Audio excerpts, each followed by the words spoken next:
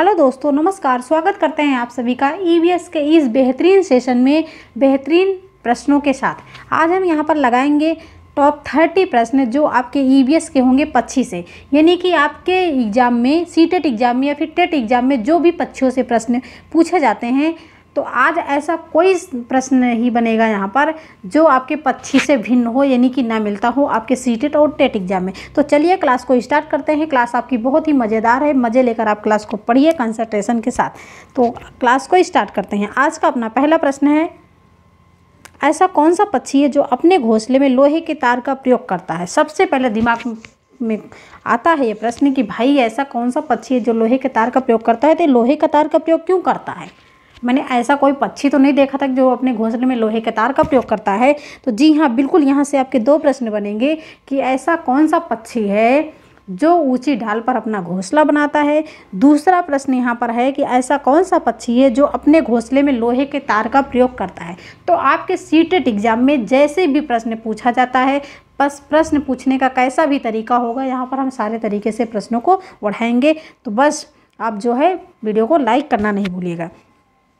तो देखिए, जब पूछा जाए कि ऐसा कौन सा पक्षी है जो अपने घोंसले में लोहे के तार का प्रयोग करता है, तब आप क्या लॉक करेंगे? तब आप लॉक करेंगे कौवा।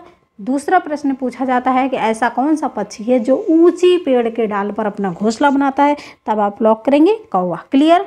यहाँ पर आपका बी विकल्प लॉक हो जाएगा। प्रश्न नंबर दूसरा है कि ऐसा कौन सा पक्षी है भाई जो पत्तों को सीकर अपना घोंसला बनाता है, यानी कि पत्तों को सीकर अपना घोंसला बनाता है। तो आप कहोगे कि कपड़ों को तो सीकर आप कुर्ता कमीज कुछ भी बनाया जाता है, लेकिन ये पत्तों को सीकर भी घोंसला बनाया? जी हाँ, बिल्कुल बनाया जाता है। वो पक्षी है आपकी दर्जिन पक्षी।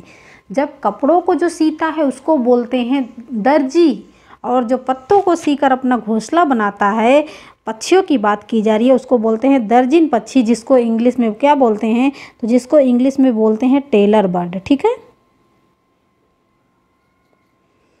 तो यहाँ पर टेलर बर्ड, टेलर का मतलब क्या होता है? आपका दर्जी होता है, और यहाँ टेलर बर्ड का मतलब क्या होता है? दर्जिन पक्षी होती है। क्लियर? प्रश्न नंबर 3 है कि कुहू कुहू आवाज़ लगाती, मधुर मधुर में गीत सुनाती, सबके मन को हूँ मैं भाती, बोलो मैं हूँ क्या कहलाती। यानी कि बात की जा रही है कि कुहू कुहू आवाज़ लगाती, मार्च और अप्रैल में मैं कुहू कुहू आवाज़ लगाती हूँ, जो मधुर मधुर सा गीत सुनाती, सबके मन को हूँ मैं भाती, बोलो मैं हूँ क्या कहलाती। लॉक करिए कि क्या कहलाती भाई? कुहू कुहू कौन सी आवाज़ क्या लगाती है? कोयल। मार्च और अप्रैल में आप देखते होंगे कि कोयल बहुत ज़्यादा बोलती है कुहू कुहू। ठीक। प्रश्न नंबर 4 है, बहुत ही मस्त ज़बरदस्त प्रश्न है कि अपनी गर्दन को झटके से आगे पीछे कर सकने वाला पक्षी है। हम यहाँ पर सारे कॉन्सेप्ट एक ही प्रश्न में नहीं बताने वाले हैं, हम प्रश्न का तरीका बताने वाले हैं। यहाँ पर 30 प्रश्न लिए हैं जो कि आपके पक्षियों से है, किस प्रकार से कैसे प्रश्न पूछा जाता है, सारे प्रश्न आपको यहाँ पर मिलेंगे। तो अपनी गर्दन को झटके से आगे पीछे कर सकने वाला पक्षी, ये प्रश्न आपके सीटेट और टेट दोनों में पूछा जाता है। ठीक है, कि अपनी गर्दन को झटके से आगे पीछे, जब झटके से बात की जाए, ये झटका शब्द याद रख लीजिए कि अपनी गर्दन को झटके से आगे पीछे कर सकने वाला पक्षी, तब आप लॉक करिए मैना। अब यहाँ पर थोड़ा सा कन्फ्यूजन हो जाती है उल्लू और मैना में। ठीक है, तो आगे आप प्रश्न देखेंगे, फिलहाल इसको हम यहीं पर बता दे रहे हैं कि जब बात की जाए कि ऐसा कौन सा पक्षी है जो अपनी गर्दन को 270 डिग्री तक घुमा सकता है, तो वो है आपका क्या? वो है आपका उल्लू। लेकिन जब बात की जाए कि अपनी गर्दन को झटके से आगे पीछे कर सकने वाला, तब आपका हो जाएगा मैना। क्लियर? प्रश्न नंबर 5 है कि मोर को भारत का राष्ट्रीय पक्षी कब घोषित किया गया। इसका मतलब कि मोर क्या है भाई? मोर हमारा क्या है? भारत का राष्ट्रीय पक्षी है। भारत का राष्ट्रीय पक्षी क्या है? मोर है। अब मोर को भारत का राष्ट्रीय पक्षी कब घोषित किया गया? अगर कुछ भी, जैसे हमारी राजभाषा है, हमारी राष्ट्रभाषा है, तो जैसे उसको घोषित किया गया, जैसे हमारा संविधान बना, तो वैसे ही जो मोर है इसको राष्ट्रीय पक्षी कब घोषित किया गया। तो यहाँ पर आपका बी विकल्प लॉक हो जाएगा। 1963 में मोर को भारत का राष्ट्रीय पक्षी घोषित किया गया। जब भी ऐसे प्रश्न पूछे जाए लॉक करिए 1963। प्रश्न नंबर 6 है, प्रश्न नंबर 6 है कि एक छोटे से पेड़ या झाड़ी की शाखा से लटकने वाला घोंसला बनाने वाला पक्षी है। ऐसा पक्षी जो कोई झाड़ी भी हो या छोटा पेड़ भी हो उससे लटक कर वो घोंसला बना लेता है अपना। ये पक्षी कौन सा है? कौवा है, बसंत गौरी है, भारतीय रॉबिन है, कलचिड़ी है मतलब इंडियन रॉबिन है, या फिर कलचिड़ी है, या फिर सूर्य पक्षी जिसको बोलते हैं शकरखोर। तो यहाँ पर हम ए विकल्प को लॉक कर देंगे कि भाई शकरखोर होगा। ठीक है। कौवा की बात तो ऐसी है कि कौवा ऊंची डाल पर घोंसला बना दे, ये तो आपका कट ही जाएगा, है ना। तो इसलिए हम जो इंडियन रॉबिन होता है, कलचिड़ी जो होता है, वो तो पत्थरों के बीच भाई अपना घोंसला बनाती है ना। तो प्रश्न नंबर 7 है कि वह पक्षी जो दिल्ली में सामान्य रूप से दिखाई देता था, परंतु अब इस चिड़िया के बारे में जागरूकता बढ़ाने हेतु एक विशेष दिन मनाया जाता है क्योंकि शहरीकरण के कारण यह दुर्लभ हो गई हैं, वह चिड़िया है। वह चिड़िया कौन सी है? ऐसी चिड़िया जो दिल्ली में सामान्य रूप से दिखाई देता था, परंतु अब इसके बारे में जागरूकता बढ़ाने के लिए एक विशेष दिन मनाया जाता है। वो दिन कौन सा मनाया जाता है और ये क्यों मनाया जाता है? इसका क्या कारण हो सकता है?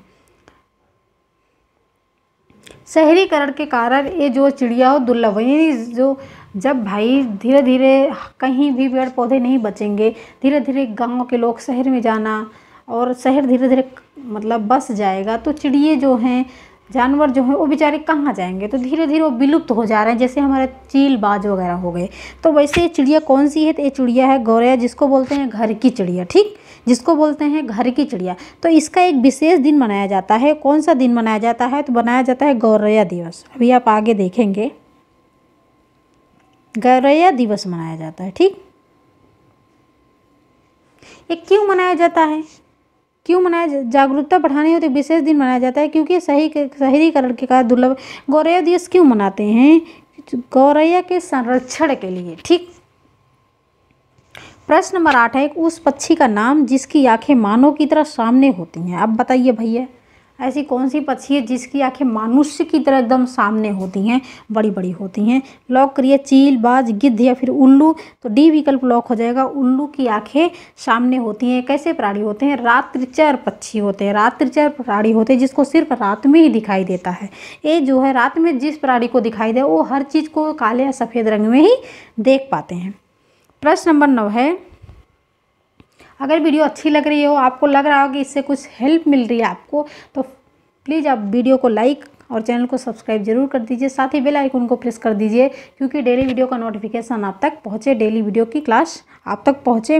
और ये वीडियो आप लोग अपने फ्रेंड्स या फैमिली में शेयर कर दीजिए जो आपके करीब हो। तो प्रश्न नंबर 9 है कि 3 पक्षियों का वह समूह, इसका मतलब कि 3 ही है, 3 पक्षियों का वह समूह जिसका प्रत्येक सदस्य वस्तुओं को हमारी तुलना में 4 गुना अधिक दूरी स्पष्ट देख सकता है। पक्षियों का वह समूह चुनना है जो हमारी तुलना में 4 गुना अधिक दूरी की वस्तुओं को स्पष्ट रूप से देख सकता है। जो वस्तु हमें 2 मीटर की दूरी से दिखाई देती है वह उसे 8 मीटर दूरी से ही देख लेता है। यानी कि ये क्या है? ये हमारी वस्तु है। ठीक है, जैसे ये हमारी वस्तु है और हमको ये कितने मीटर से? 2 मीटर की दूरी पर दिखाई दे रहा है। और ये जो चिड़िया है, ये जो पक्षी है, इसको भैया 8 मीटर से ही दिखाई दे रहा है। तो बताइए किसकी आंखें सबसे ज़्यादा तेज़ हैं? किसकी आंखें सबसे ज़्यादा तेज़ है? तो भाई हम बोलेंगे कि इस पक्षी की आंखें तेज़ हैं क्योंकि ये बाज है, चील है और गिद्ध है। ठीक है, प्रकृति का सफाई करता इसे कहते हैं कि अगर कोई जानवर की मृत्यु हो गई तो ये सेकेंडों में साफ कर जाते थे। अरे इनको दिखाई देता था, 8 किलोमीटर से दूर से ही देख लेते थे, तभी तो ये साफ कर देते थे। और हम मनुष्य हैं, इसका मतलब हमें ज़रूरत है किसकी? चश्मे की ज़रूरत है। हमको ये वस्तु 2 किलोमीटर से दिखाई दे रही है, इनको 8 किलोमीटर से दिखाई दे रही है। तो यहाँ पर हम कौन सा विकल्प लॉक करेंगे? बी विकल्प को लॉक कर देंगे, बाज, चील और गिद्ध। ठीक, प्रश्न नंबर 10 है कि अपनी सॉरी भाई एक बार दो बार एक ही क्वेश्चन टाइप हो गया है कि अपनी गर्दन को झटके से आगे पीछे कर सकने वाला पक्षी तो क्या हो जाएगा, मैना हो जाएगा। अब यहाँ पर हम बता रहे हैं आपको क्वेश्चन, एक क्वेश्चन बता रहे हैं, यहाँ पर वो क्वेश्चन होना चाहिए, वह कौन सा पक्षी है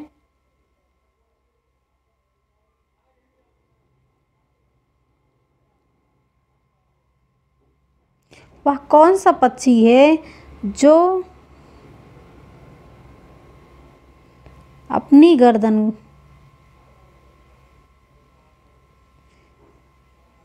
270 डिग्री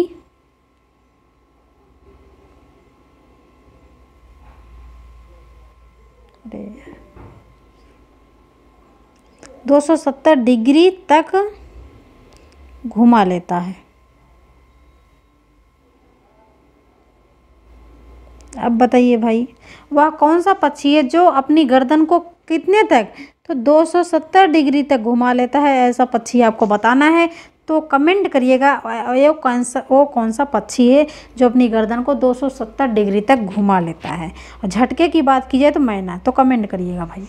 प्रश्न नंबर 11 है कि वह कौन सा ऐसा पक्षी है जो अपने साथी के वियोग में क्या कर देता है, अपने प्राण त्याग देता है। भाई ऐसा कौन सा पक्षी है जो अपने साथी के वियोग में, अपने फ्रेंड्स के वियोग में अपने प्राण त्याग देता है। तो भाई ये तो तीनों है, ये नहीं है, ये तीनों क्या है भाई, मांसाहारी हैं, मांसाहारी पक्षी हैं, है ना। अभी हमारा ये बचता है सारस, कि सारस ये आपने कभी सारस को देखा है, आपने देखा होगा तो हमेशा सारस जोड़े से होते हैं, यानी कि एक सारस कभी आपको नहीं दिखेगा, जब भी दिखेंगे दो सारस दिखेगा। अगर एक सारस को कुछ भी हो गया, किसी कारण बस उसकी मृत्यु होगी, तो दूसरा वहीं पे अपने प्राण त्याग देता है, तो याद रखिएगा। प्रश्न नंबर 12 है कि किस प्रकार के पक्षी की चोंच मीट को काटने और खाने के काम आती है। हमने बताया कि जो मांसाहारी पक्षी होते हैं, जैसे बाज हो गया, चील हो गया, गिद्ध हो गई, ये सब कैसे पक्षी हैं, सब मांसाहारी हैं। यहाँ पर बताया जा रहा है कि मीट को काटने और खाने के काम आती हैं।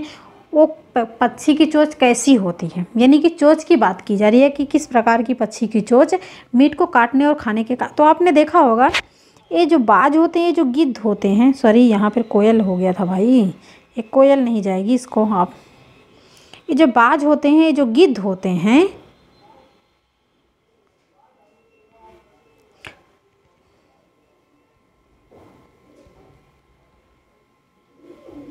और चील, आपने इनकी चोंच को देखा है, इनकी चोंच कैसी होती है, ऐसे हुक जैसी होती है, ऐसे हुक जैसी होती है। तो ये हुक जैसी जो चोंच होती है वो मीट को काटने और खाने के काम आती हैं, इसलिए यहाँ पर सी विकल्प को लॉक हो जाएगा। क्वेश्चन बहुत ही ज़्यादा पूछा जाता है कि किस प्रकार के पक्षी की चोंच मीट को काटने और खाने के काम आती है, तो हुक जैसी चोंच। क्लियर। प्रश्न नंबर 13 है कि निम्नलिखित में से कौन सा पक्षी पेड़ों के तनों में छेद करके छिपे कीड़ों को खाता है। ऐसा कौन सा पक्षी है जो पेड़ों के तने में ऐसे cut cut cut cut cut cut cut cut मारता रहता है। ठीक, तो आपने देखा इसको कट फोड़वा देखो, तो ऐसे तने में छेद कर दे, तने को फोड़ देता है, तो इसको बोलते हैं कट फोड़वा। कट का मतलब काट, काट का मतलब तना, तने में जो छेद करता है उसको बोलते हैं कट फोड़वा। क्लियर। तो यहाँ पर हम बी विकल्प को लॉक कर देंगे। प्रश्न नंबर 14 है कि कौन सा पक्षी अपना घोंसला अलमारी के ऊपर आईने के पीछे बनाता है। भैया जब अलमारी के ऊपर बनाएगा, आईने के पीछे में बनाएगा, तो इसका मतलब वो घर की ही बात की जा रही है, घर की चिड़िया की बात की जा रही है ना। तो हम लॉक करेंगे बी ऑप्शन को। गौरैया जो है वो अलमारी के पीछे और अलमारी के ऊपर आईने के पीछे अपना घोंसला बनाती हैं, इसलिए इनको बोला जाता है घर की चिड़िया। इनके संरक्षण के लिए एक विशेष दिन मनाया जाता है जिसको बोलते हैं गौरैया दिवस। कब मनाया जाता है तो आगे अभी आप जानेंगे। प्रश्न नंबर 15 है कि निम्नलिखित पक्षियों में से कौन सा पक्षी मरे हुए जानवरों को खाकर पर्यावरण को स्वच्छ करता है। अभी हमने पीछे बताया कि प्रकृति का सफाई करता किसे माना जाता है, यानी कि पर्यावरण को जो स्वच्छ बनाता है वो कौन है। हम कहेंगे चील है, गिद्ध है और कौवा है। ठीक, तो ऐसा कौन सा पक्षी है जो मरे हुए जानवर को खाकर पर्यावरण को स्वच्छ बनता है। हम यहाँ पर लॉक कर देंगे गिद्ध को।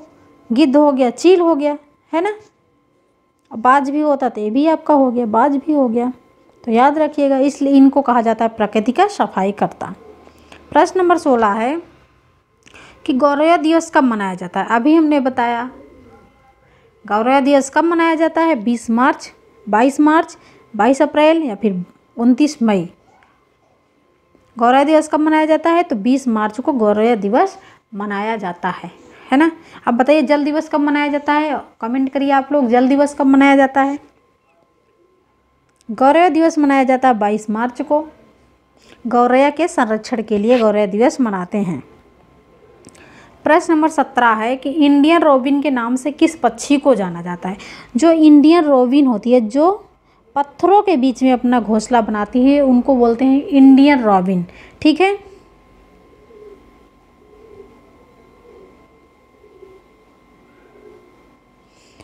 ये कहाँ अपना घोंसला बनाती हैं, तो पत्थरों के बीच में अपना घोंसला बनाती है ना।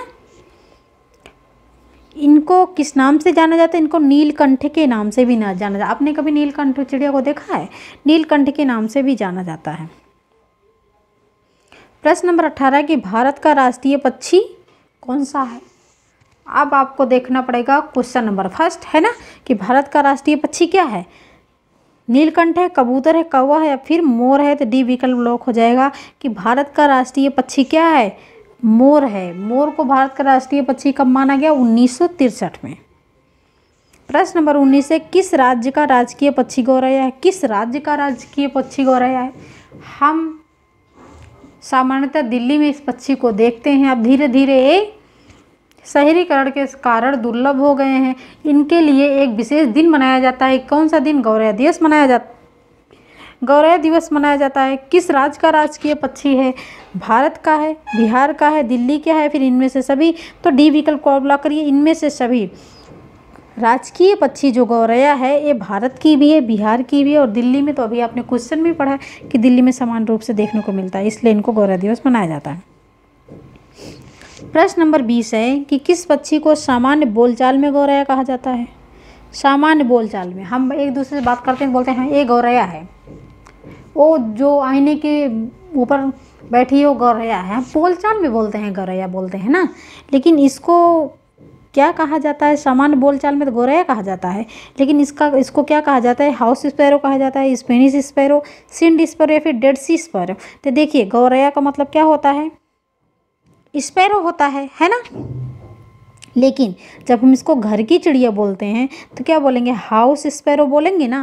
तो यहाँ पर आपका ए विकल्प लॉक हो जाएगा, हाउस स्पैरो। हाउस का मतलब घर, स्पैरो का मतलब गौरैया, यानी कि घर की चिड़िया को हम गौरैया बोलते हैं। प्रश्न नंबर 21 है। अभी जो 10 क्वेश्चन है इसको हम ख़त्म करेंगे 5-6 मिनट में। घर की चिड़िया किस पक्षी को कहा जाता है, लॉक करिए गौरैया को। प्रश्न नंबर 22 है। ऐसा कौन सा पक्षी है जो स्तनधारी है। बहुत ही मस्त प्रश्न है, ऐसा कौन सा पक्षी है जो स्तनधारी है। यहाँ से आपके प्रश्न बनते हैं जब स्टेटमेंट सीटेट में पूछा जाता है कि सांप अंडे देते हैं, मनुष्य एक शिशु को जन्म देते हैं, इसमें से कौन सा विकल्प सही है। ठीक है, वहाँ पर A B C D ऐसे करके दे दिया जाए, तब आपको थोड़ा सा मुश्किल हो जाता है पहचानना। तो यहाँ पर बहुत ही अच्छा हम बताएंगे कि ऐसा कौन सा पक्षी जो स्तनधारी है। हम आज कैसे समझेंगे कि स्तनधारी हैं या फिर नहीं है। तो देखिए जिसके बाहरी कान दिखाई दे,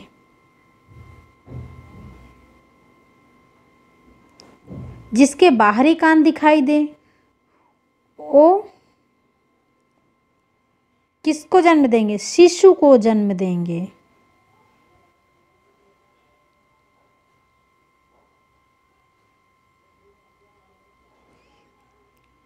जिसके कान न दिखे वे अंडे देंगे।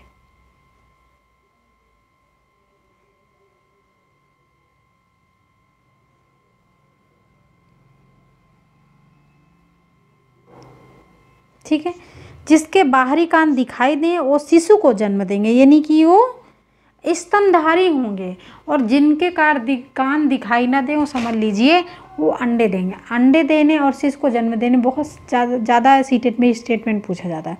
तो देखिए जैसे गाय को ले लीजिए, आप भैंस को ले लीजिए, आप एक फीमेल को ले लीजिए, तो आप देखते होंगे कि इनके बाहरी कान आपको दिखाई देते हैं, है ना।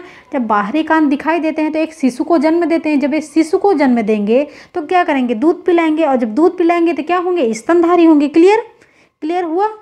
और आप पक्षियों की बात कर लीजिए, आप कोयल को देख लीजिए, कबूतर को देख लीजिए, जितने भी पक्षी हैं, सांप को देख लीजिए, अगर उनके बाहरी कान नहीं दिखाई दे रहे हैं, छिपकली को देख लीजिए, अगर उनके बाहरी कान नहीं दिखाए, आप उनको माइंड में देखिए कि भाई दिख रहा है कि नहीं, कल्पना कीजिए आप। अगर आप नहीं देखे हैं तो देखिए, कल्पना कीजिए कि दिखाई दे रहे हैं कि नहीं दिखाई दे रहे हैं। अगर नहीं दिखाई दे रहे हैं तो समझ लीजिए वो क्या देंगे, तो वो अंडे देंगे। क्लियर हो गया भाई, सिंपल सी बात, जिसके कान दिखाई दें वो बच्चे देंगे, जिसके कान ना दिखाई दे वो अंडे देंगे। तो यहाँ पर पूछा जा रहा है कि ऐसा कौन सा पक्षी है जो स्तनधारी, तो सारे पक्षी जो होते हैं वो अंडे देते हैं, इसलिए वो स्तनधारी नहीं होते हैं। लेकिन ये जो चमगादड़ है ना, चमगादड़ एक पक्षी है। चमगादड़ क्या है, एक पक्षी है, लेकिन ये स्तनधारी है, अपने बच्चों को दूध पिलाता है क्योंकि इसके कान बाहर की तरफ दिखते हैं। क्लियर। क्वेश्चन नंबर 23 है, ऐसा कौन सा पक्षी है जिसको सिर्फ रात में ही दिखाई देता है, रात्रिचर प्राणी।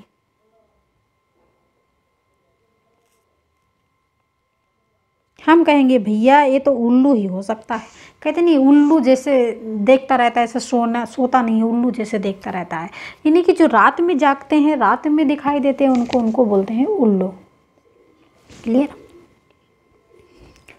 प्रश्न नंबर 24 है, ऐसा कौन सा पक्षी है जो कैक्टस, कांटों के बीच या मेहंदी के मेड़ पर अपना घोंसला बनाता है।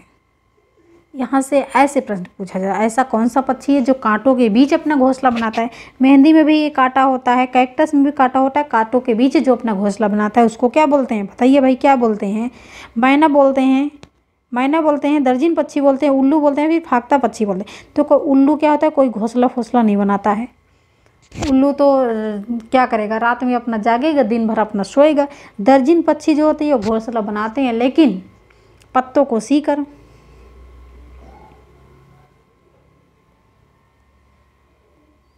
है ना। मैना जो होती है, मैना क्या करती है, झटके से गर्दन को आगे पीछे करती है। तो यहाँ पर ये विकल्प लॉक हो जाएगा, फाख्ता पक्षी हो जाएगा। फाख्ता पक्षी जो है वो कांटों के बीच, क्या भाई क्या मस्त है। जितनी भी पक्षियाँ हो वो उनके अलग अलग कला है, वो अपने अलग अलग तरीके से घोंसला बनाती हैं। जैसे एक मनुष्य हो गया कि कोई जो है एक मंजिले घर बनाता है, तो कोई डुप्लेक्स बनवाता है अपना, कोई सिंगलेस में रहता है, कोई बेचारा झोपड़ी में रहता है, किसी के पास घर भी नहीं होता है। तो इसलिए पक्षियों की भी बात की जा रही है, किसी पक्षी का कोई घर नहीं होता है, कुछ नहीं बनाता है। जैसे कोयल को लीजिए, कोयल अपनी घोंसले ही नहीं बनाती, वो कौवे के घोंसले में रहती है ना। तो इसलिए प्रश्न नंबर 25 है, पत्थरों के बीच अपना घोंसला कौन बनाता है। पत्थरों के बीच अपना घोंसला कौन बनाता है भाई, इंडियन रॉबिन, फाख्ता पक्षी, कलचिड़ी या फिर कौवा, कौन सा है। तो यहाँ पर देखिए इंडियन रॉबिन को क्या बोलते हैं, कलचिड़ी बोलते हैं। यहाँ ऑप्शन गलत हो गया। पत्थरों के बीच अपना घोंसला कौन बनाता है, तो ये विकल्प लॉक हो जाएगा। इंडियन रॉबिन जो होती है वो पत्थरों के बीच अपना घोंसला बनाती है, इसको बोलते हैं कलचिड़ी। प्रश्न नंबर 26 है, भारत का राष्ट्रीय पक्षी किस रंग का है। भाई ये बहुत ही यूनिक प्रश्न। भारत का राष्ट्रीय पक्षी क्या है, मोर है ना। मोर को भारत का राष्ट्रीय पक्षी कब बनाया गया, तो कब बताइए, 1963 में, है ना। अब मोर किस रंग का है, जो भारत का राष्ट्रीय पक्षी किस रंग का। तो मोर देखिए 2 कलर के होते हैं, एक सफ़ेद होते हैं, एक नीला होता है। अब आपको पहचानना मुश्किल हो गया, हमने काला को निकाल दिया और हरा निकाल दिया। अब बताइए सफ़ेद है कि नीला है। तो मोर 2 रंग के होते हैं, सफ़ेद होते हैं और नीले होते हैं, लेकिन जो भारत का राष्ट्रीय पक्षी है वो है नीला। तो इसलिए आप नीला को याद रखिए, नीला है। प्रश्न नंबर 27 है कि शांति का प्रतीक किस पक्षी को कहा जाता है। शांति का प्रतीक किस पक्षी को माना जाता है, तो यहाँ पर लॉक करेंगे बी ऑप्शन, कबूतर। कबूतर को शांति का प्रतीक माना जाता है। क्यों माना जाता है भाई, क्योंकि वो संदेश भेजता था, ये संदेश भेजता था इसलिए माना जाता है क्या? तो जी हाँ, बिल्कुल संदेश भेजता था इसलिए भी माना जाता है। बड़ा शांति होता है, लड़ाई झगड़ा नहीं करता है, बड़ा शांति है भाई, इसलिए शांति का प्रतीक माना जाता है। प्रश्न नंबर 28 है। यहाँ पर हमने एक पिक्चर भी लगाया क्योंकि हो सकता है कि आपने इस पक्षी को बहुत कम ही देखा हो या फिर देखा भी हो तो इतना ध्यान ना हो। कौन सा पक्षी घोंसला बुनाई का आकर्षक नमूना पेश करती है? यानी कि ऐसा कौन सा पक्षी है जो घोंसलों को अपने इतना मस्त बुनता है कि एक नमूना पेश करता है? तो यहाँ पर कौन सा हो जाए? इंडियन रोबिन, कबूतर, कौवा या फिर बया? हमारा ऑप्शन हो जाएगा सी कि बया। कौवा हुआ तो नहीं होगा, कबूतर भी नहीं होगा, बया पक्षी हो जाए। बया पक्षी देख रहे हो कैसे घोंसले को कितना मस्त एकदम बनाया है ना, ऐसा लग रहा है कि जैसे बुना गया है, बुनकर द्वारा बुना गया है, तो इसलिए बया पक्षी हो जाएगी। प्रश्न नंबर 28 के इनमें से कौन सा पक्षी गाने के लिए प्रसिद्ध है?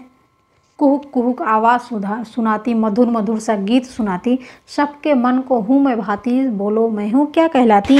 तो इसमें से कौन सा पक्षी है भाई? कोयल है, पपीहा है, श्यामा है, इसमें से कौन सी पक्षी है जो गाने के लिए प्रसिद्ध है? तो आपकी कोयल की बात करें, वो भी गाना गाती है। पपीहा देखो वो भी गाना गाता ही है। श्यामा देखो वो भी, तो यानी कि गाने के लिए प्रसिद्ध हैं तीनों। कौन सा विकल्प लॉक हो जाएगा? इनमें से सभी। प्रश्न नंबर 30 है। किस पक्षी को ब्लैक बर्ड कहा जाता है? काला पक्षी कहा जाता है। किस पक्षी को? यहाँ पे देखें, इस पक्षी के ऐसे ऊपर ऐसे रहता है, ऐसे मुकुट टाइप का। कोयल को, बुलबुल को, कबूतर को, कलचिड़ी को, है ना? तो यहाँ पर बी ऑप्शन लॉक हो जाएगा। जो बुलबुल है ना, ये बुलबुल है, आप देख लीजिए, पहचान लीजिए जो लोग ना पहचान पाते हों। ब्लैक बर्ड कहा जाता है बुलबुल को। ठीक है, तो दोस्तों ये थे आज के 30 प्रश्न। आपको वीडियो कैसी लगी? अगर अच्छी लगी तो लाइक करना। अगर आप सेशन में वीडियो को पहली बार वॉच कर रहे हैं तो चैनल को सब्सक्राइब जरूर करना, साथ ही बेल आइकन को प्रेस करना, जिससे डेली वीडियो का नोटिफिकेशन आपको मिलता रहे। Thanks for watching video. This is Sadhana Tyagi, expert classes.